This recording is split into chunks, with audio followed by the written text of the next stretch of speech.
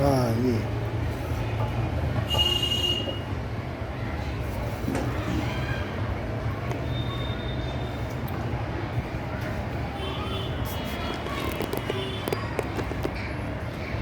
ठीक है, पूरे आ रहे हैं ना क्लियर? हाँ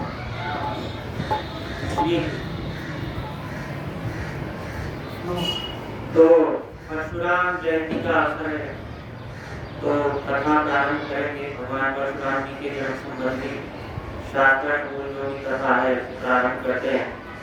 और प्रारंभ करने से पूर्व जैसा कि हमें आज्ञा लेनी पड़ती है अपने सभी ब्राह्मणों से, संतों से, देवी देवताओं से, तो सभी से आज्ञा लेते हुए सभी को प्रणाम करते हुए प्रारंभ करेंगे। सर्वप्रथम गणेश जी को प्रणाम करके, कुल देवी को प्रणाम करके, अपने अपनी कुल देवी को, कुल देवता को प्रणाम करते हुए, ग्राम देवता को नमन करके, नगर देवता को प्रणाम करके, सभी श्रेष्ठ वक्ताओं को प्रणाम करके, तुलसीदास जी को प्रणाम करके, वाल्मीकि जी को प्रणाम करते हुए, वशिष्ठ जी को प्रणाम करते हुए, नगर देवता को प्रणाम करते हुए, मोनिबा मंदिर प्रांगण के देवता को प्रणाम करते हुए, क्षेत्रीय देवता को प्रणाम करते हुए और समीपस्थ तीर्थ यमुना मैया को प्रणाम करते हुए, भगवान परशुराम जी को प्रणाम करते हुए, भगवान शंकर को प्रणाम करके और परशुराम जी को प्रणाम करके, हनुमान जी को प्रणाम करके और रामदास को प्रणाम करते हुए कथा प्रारंभ करते हैं। तो गाजी नाम के एक राजा थे। गाजी नाम के जो राजा थे उनकी एक पुत्री थी। उस पुत्री का विवाह ऋषि मुनि से निश्चित हुआ और उन पुत्री का जो नाम था वो था सत्यवती। सत्यवती का विवाह जब ऋषि मुनि से निर्धारित हुआ तो गाजी महाराज ने बोला कि हमारी कुल परंपरा के अनुसार जिससे भी हम ब्याह कराते हैं तो उनसे कुछ दक्षिणा देते हैं। वहाँ कुछ ऐसी कुल परंपरा थी, अनेकों स्थानों पर ऐसी कुल परंपरा है कि स्त्री के विवाह पर पुरुष धन देता। तो जो ऋषि जी महाराज थे उनसे उन्होंने कहा कि 1000 घोड़े यदि आप हमको दान देंगे जिनका जो वर्ण है, जो रंग है, पीले रंग का होगा और श्वेत और पीला मिक्स कलर, और उनके जो कर्ण होंगे वो आधे काले रंग के होंगे, ऐसे 1000 घोड़ों का जब आप दान हमें करेंगे तो आप मेरी कन्या से विवाह कर सकते हैं। तो जो ऋषि मुनि थे, अच्छा ऋषि मुनि कौन थे इसका भी आपको बता देते हैं। परशुराम जी के दादा थे ऋषि मुनि। परशुराम जी के पिताजी जो थे उनका नाम था जमदग्नि जी। जमदग्नि जी के पिता थे ऋषिक जी। ऋषिक जी के पिता थे भृगु। तो भृगु वंश में भगवान परशुराम जी का अवतार ये हुआ। तो ऋषिक जी ने जब ये सुना तो ऋषिक जी ने कहा ठीक है मैं आपको 1000 घोड़े दान देने का वचन देता हूँ। ऋषिक जी इंद्र देवराज के पास, देवराज वरुण के पास गए। वरुण जी के पास जाकर उन्होंने कहा कि आप हमें 1000 घोड़े प्रदान कीजिए जो तीव्र गति से चलने वाले हों और श्वेत तथा पीत वर्ण के मिश्रित रंग के हों, मिश्रित वर्ण के हों, सफेद रंग के और पीले रंग के हों और उनके जो कान हों वो काले रंग के हों। तो वरुण जी ने 1000 वो घोड़े प्रदान किए हैं। तो जो वो घोड़े 1000 प्रदान किए हैं, जिस स्थान पर वो घोड़े प्रदान किए गए उसका नाम है अश्वतीर्थ। अश्वतीर्थ नाम है और वो तीर्थ आज भी गंगा तट पर अवस्थित है। और है कहाँ पर वो? कान्यगुप्त कन्नौज के पास, कन्नौज में वो तीर्थ है अश्वतीर्थ। वहाँ पर वो घोड़े प्रकट हुए।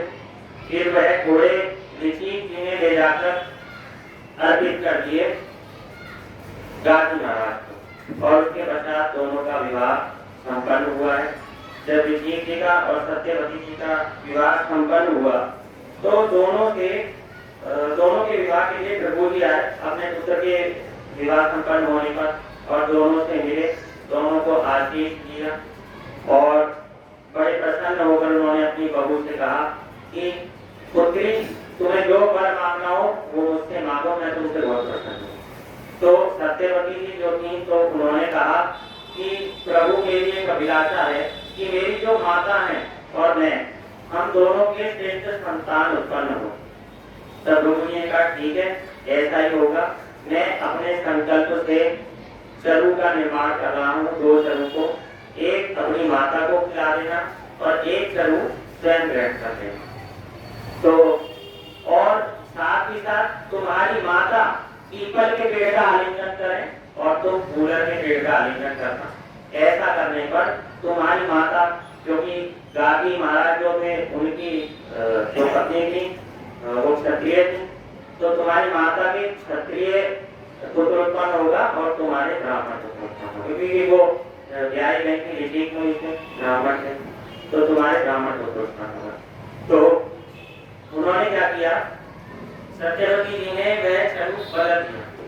अब जब वो चरु बदल दिया तो विपरीत हो गया। अब ये बात जब भृगु जी को पता चली तो भृगु जी आए, तो उन्होंने कहा कि मैंने अपनी तपस्या के प्रभाव से देखा कि तुमने वो चिरु को बदल दिया, चरु को बदल दिया है और तुमने आलिंगन को भी बदल दिया। तुम्हारी माता को पीपल का आलिंगन करना था और तुम्हें कूलर का, और तुमने विपरीत किया।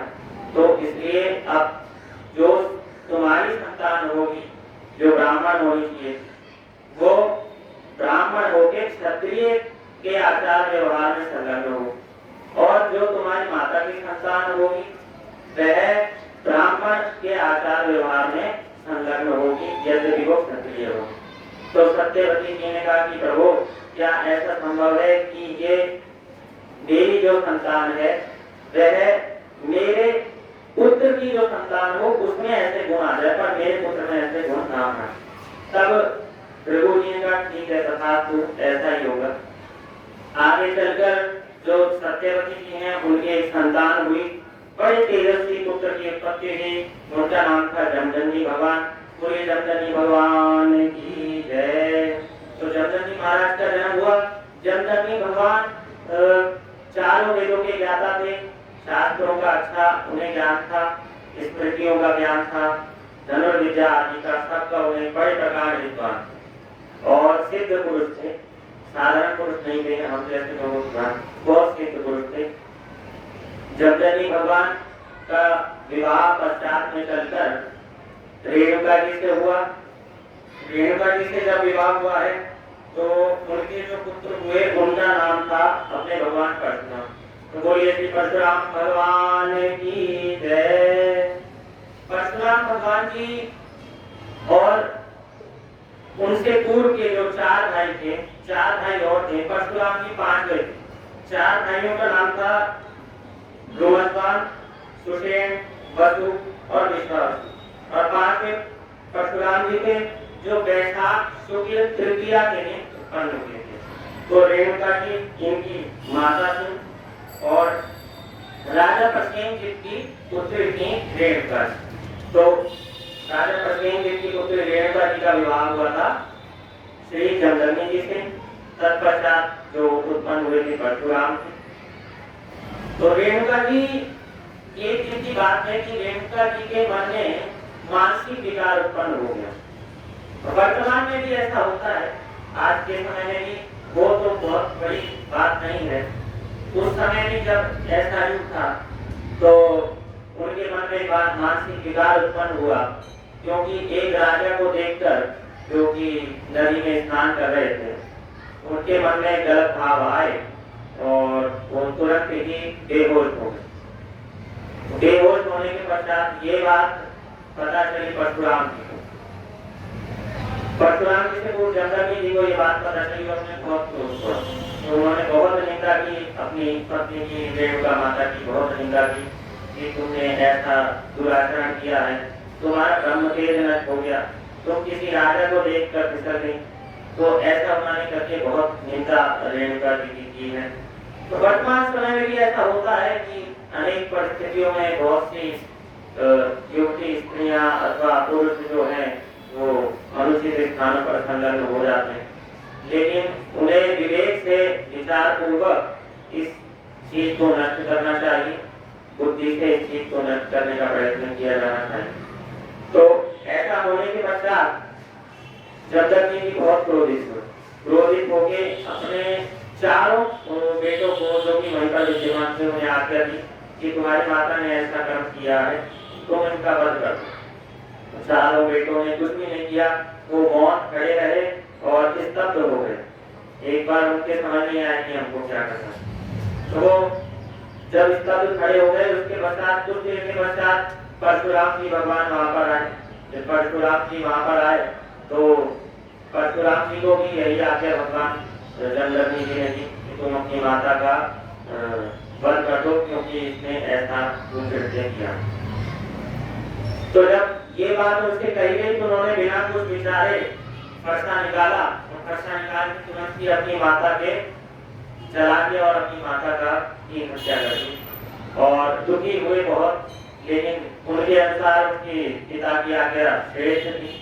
तथापि यद्यपि वो जानते थे कि मेरे पिता सिद्ध पुरुष हैं, वो सब कुछ करने में समर्थ हैं, तो पिता ने जब ये आज्ञा दे दी कि पिता बड़े प्रसन्न हुए।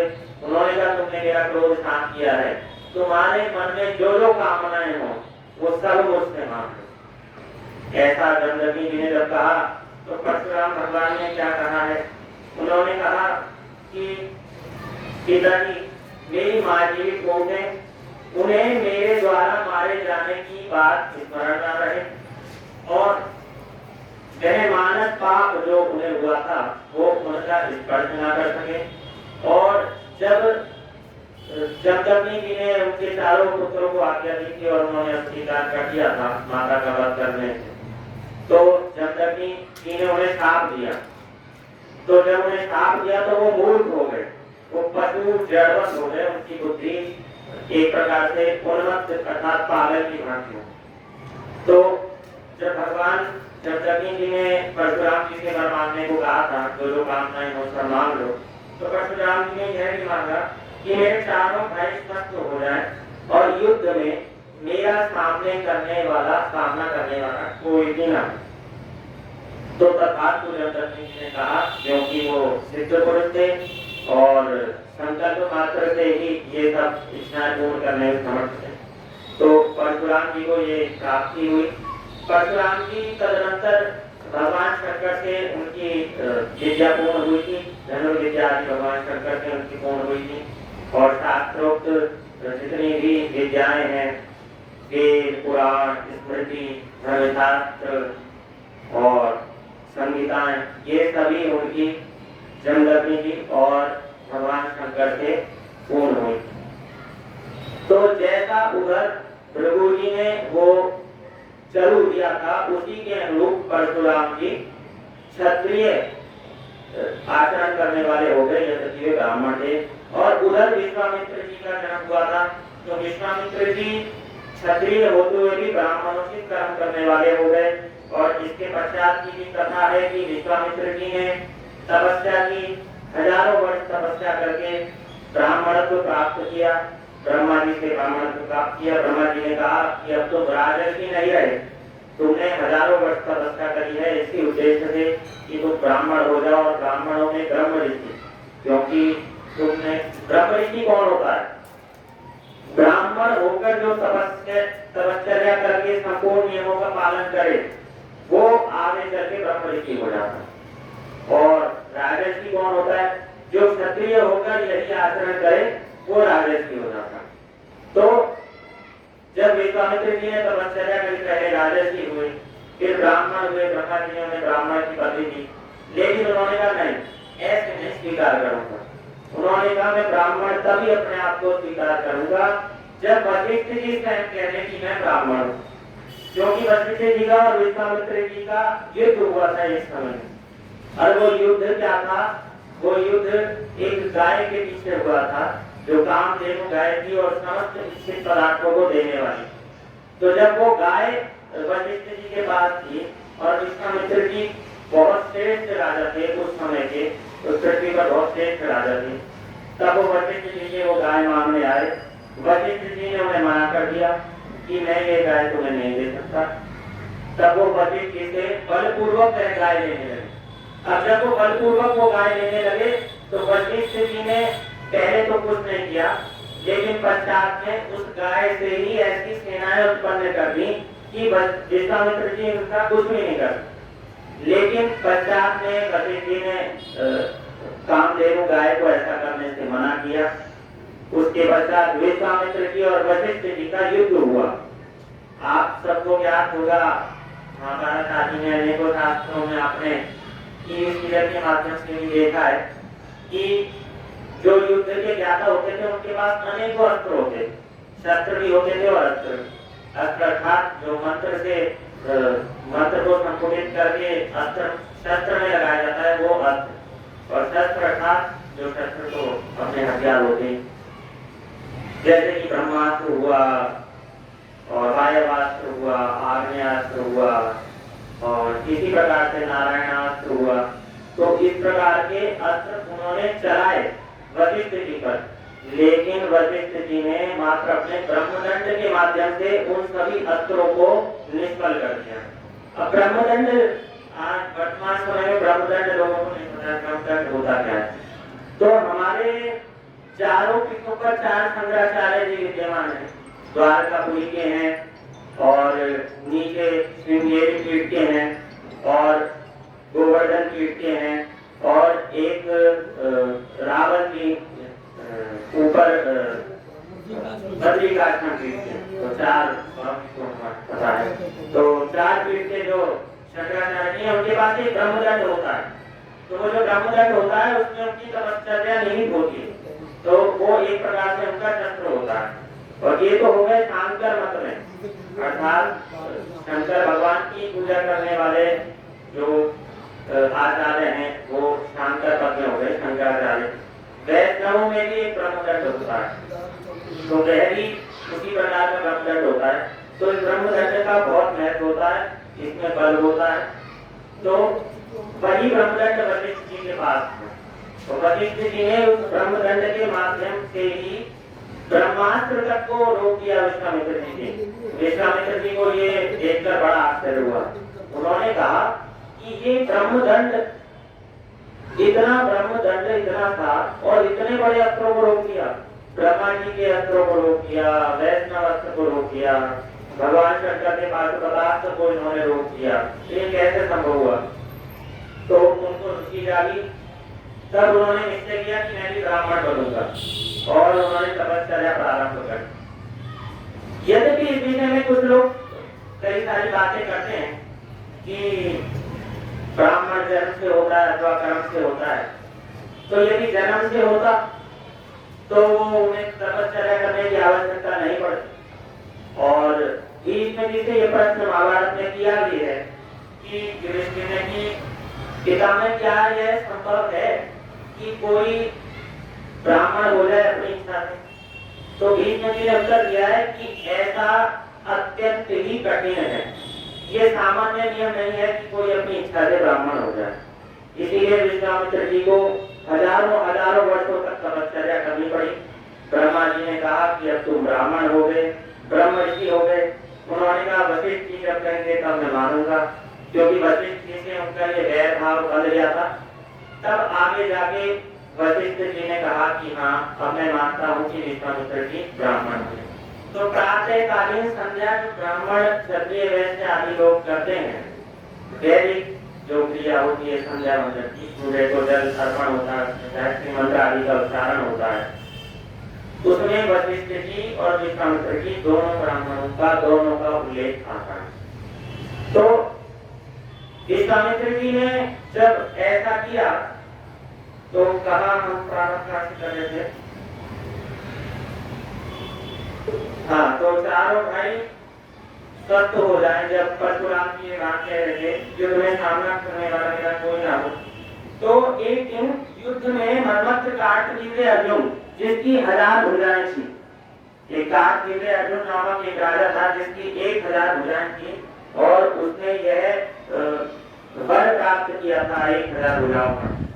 तो वो कार्तवीर्य अर्जुन जो है वो इतना दुष्ट राजा हो गया था कि वो सभी को, ब्राह्मणों को, संतों को, सामान्य जनता को वो लौट देता था। जहाँ जाता था वो अपने बल से उन्मत्त पागल की भांति आचरण करता था। तो ऐसा करते करते एक दिन वो जमदग्नि जी के आश्रम में आ गया और समस्त आश्रम को उसने अस्त व्यस्त कर दिया, उजाड़। जब समस्त आश्रम को उसने उजाड़ दिया तो जमदग्नि जी को बहुत बुरा लगा। उसी दौरान परशुराम जी वहां पर आ गए और परशुराम जी से जमदग्नि जी ने कहा कि वो राजा कार्तवीर है, ऐसा ऐसा करके यहाँ से चला गया है। जब जमदग्नि जी ने ये बात परशुराम जी को बताई तो परशुराम जी आगे गए और कार्तवीर ने अर्जुन से युद्ध किया। और परशुराम जी के पास एक धनुष था और वो जो धनुष था वो भगवान विष्णु का धनुष था, क्योंकि शंकर भगवान का भी एक धनुष था जिसकी जो रचना थी वो पूर्व काल में ही की गई थी। और एक धनुष तो शंकर जी के पास था और वैसा ही एक धनुष भगवान विष्णु के पास था। तो जो शंकर जी के पास धनुष था उसमें देवताओं ने अपनी शक्ति संबलित की थी, जिसके कारण त्रिपुर नामक नगर जो था दैत्यों का, उसका नाश भगवान शंकर ने किया था। और दूसरा धनुष ये था जो कुल परंपरा से ब्रह्म जी के पास आ गया था। और जो प्रथम धनुष था भगवान शंकर का, वह कुल परंपरा से पहुंचते पहुंचते दशरथ जी के पास आ गया था, जिसका खंडन जिसको भगवान श्री राम ने चढ़ाया था और वो खंडित हो गया था। तो परशुराम जी के पास वो जो वैष्णव अस्त्र था, वैष्णव धनुष था, तो धनुष से प्रत्यंचा चढ़ाकर भगवान परशुराम जी ने क्रोध में भरकर उस कार्तवीर अर्जुन का संहार कर डाला, उसका वध कर डाला और उस समय उसके साथ जो थे उसका भी वध कर डाला। तो जब ऐसा किया तो जो कार्तवीर अर्जुन के पुत्र थे वो कुपित हो गए, तो क्रोधित हो गए। तो उन्होंने क्रोधित होकर आकर के जमदग्नि जी के आश्रम में, जमदग्नि जी यद्यपि तपस्या कर रहे थे, जैसा कि मैंने पहले कहा कि जमदग्नि जी एक सिद्ध पुरुष थे। तो सिद्ध पुरुष थे तो वो समर्थ थे उन लोगों को जीतने में, अपनी तपस्या के बल से उनको जीत सकते थे। वो ऐसा नहीं है कि वो एक दीन पुरुष थे, वो उनका नाश कर सकते थे, लेकिन क्योंकि वो ब्राह्मण थे उन्होंने अपने ब्राह्मणोचित धर्म का पालन करना उचित समझा और इसीलिए उन्होंने ऐसा कुछ भी नहीं किया। और जब वो उनका वध कर रहे थे तो वो तपस्या में संलग्न हो गए, ध्यान में लीन हो गए और राम राम राम ऐसा उन्होंने उच्चारण किया। तो आइए भगवान परशुराम जी का उत्सव है, हम भी कुछ राम नाम लें और थोड़ा संकीर्तन करें। तो आइए प्रारंभ करते हैं। श्री राम तुम्हारे चरणों में जब प्यार किसी का हो जाए, श्री राम तुम्हारे चरणों में किसी का हो जाए, श्री राम तुम्हारे चरणों में जब प्यार किसी का हो जाए,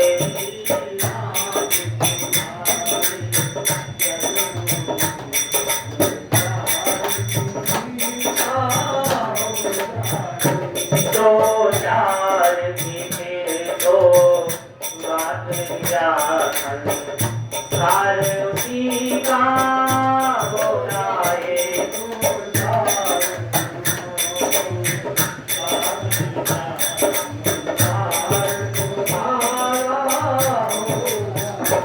श्री राम तुम्हारे चरणों में प्यार किसी का हो जाए, श्री राम तुम्हारे चरणों में प्यार किसी का हो जाए, दो चार की फिर तो बात किया सार उसी का हो जाए, चार की फिर तो बात किया सार उसी का हो जाए, श्री राम तुम्हारे चरणों में जब प्यार किसी का हो जाए।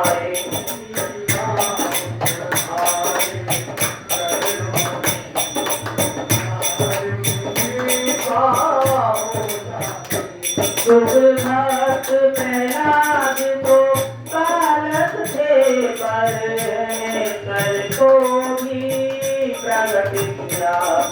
भक्त प्रहलाद तो बालक थे जब कर को थोड़ी प्रगट किया। शुभ भक्त प्रहलाद को बालक थे पर कर को भी प्रगट किया। भक्त प्रहलाद तो बालक थे पर जल को भी प्रगट किया। किया प्रेम जो मोहन प्यारे तेरा बालकी का हो जाए। प्रेम जो प्यारे मोहन से तेरा पार उसी का हो जाए। श्री राम तुम्हारे चरणों में जब प्यार किसी का हो जाए। श्री राम तुम्हारे चरणों में जब प्यार किसी का हो जाए। तो जानती के तो बात जान सार उसी का हो जाए।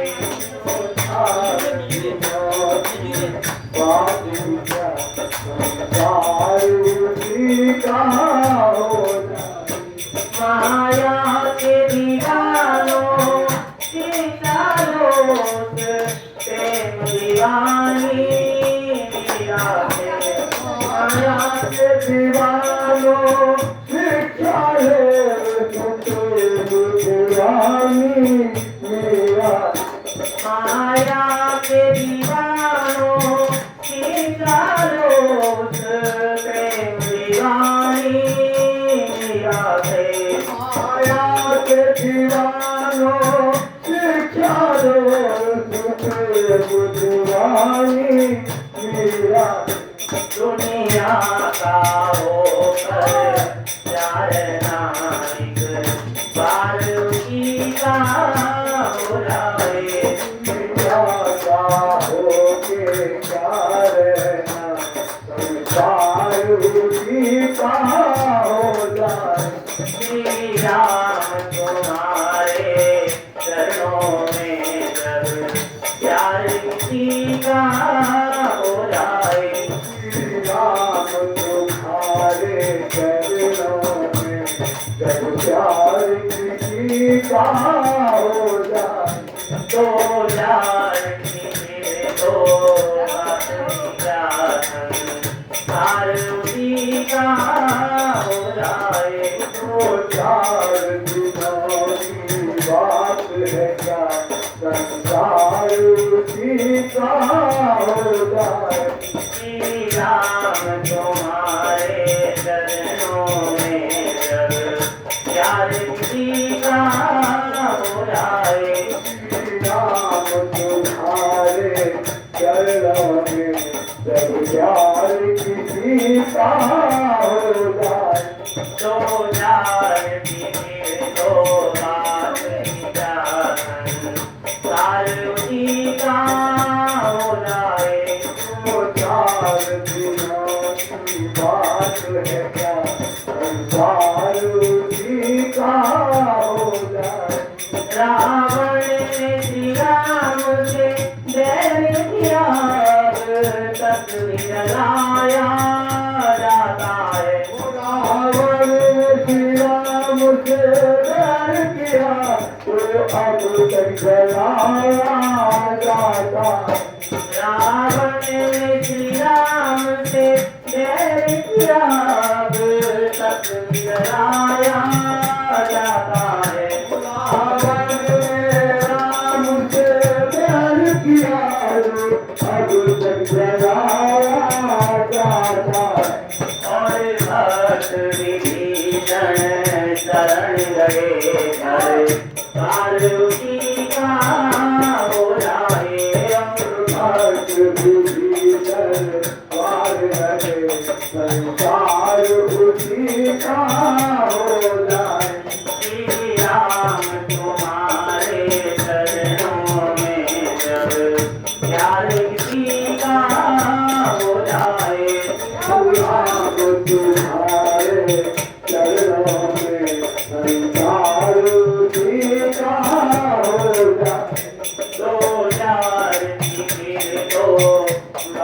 क्या संसार उसी का हो जाए। चार बिना की बात है क्या, संसार उसी का हो जाए। श्री राम तुम